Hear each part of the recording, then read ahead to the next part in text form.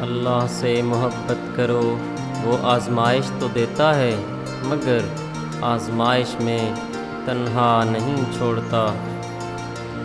کڑوی زبان والے کا شہد بھی نہیں بکتا، میٹھی زبان والے کا زہر بھی بک جاتا ہے۔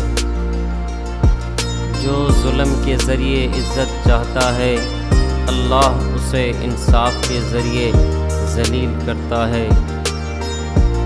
وقت سب کو ملتا ہے زندگی بدلنے کے لیے، لیکن زندگی دوبارہ نہیں ملتی وقت بدلنے کے لیے۔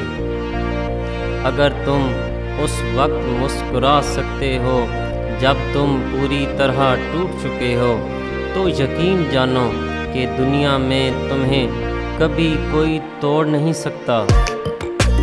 اپنی زندگی میں ہر کسی کو اہمیت دو، جو اچھا ہوگا وہ خوشی دے گا اور جو برا ہوگا وہ سبق دے گا۔ جیت کی عادت اچھی ہوتی ہے، لیکن کچھ رشتوں میں ہار جانا ہی بہتر ہوتا ہے۔ تم پانی جیسے بنو جو اپنا راستہ خود بنا لیتا ہے، پتھر جیسے مت بنو جو دوسروں کا راستہ بھی روک لیتا ہے۔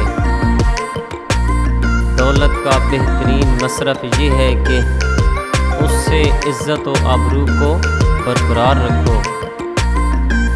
انسان کو اس کی برائیوں سمیت قبول کرنے والا ہی اس کا سچا دوست ہوتا ہے، کیونکہ خوبیاں تو دشمن کو بھی متاثر کرتی ہیں۔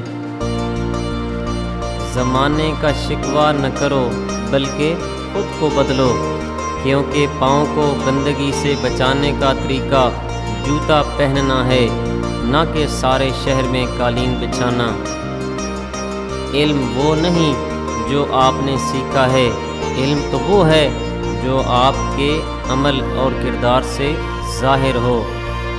ہمیشہ سچے لوگوں سے دوستی رکھو، کیونکہ وہ اچھے دنوں میں سرمایہ اور برے دنوں میں محافظ ہوتے ہیں۔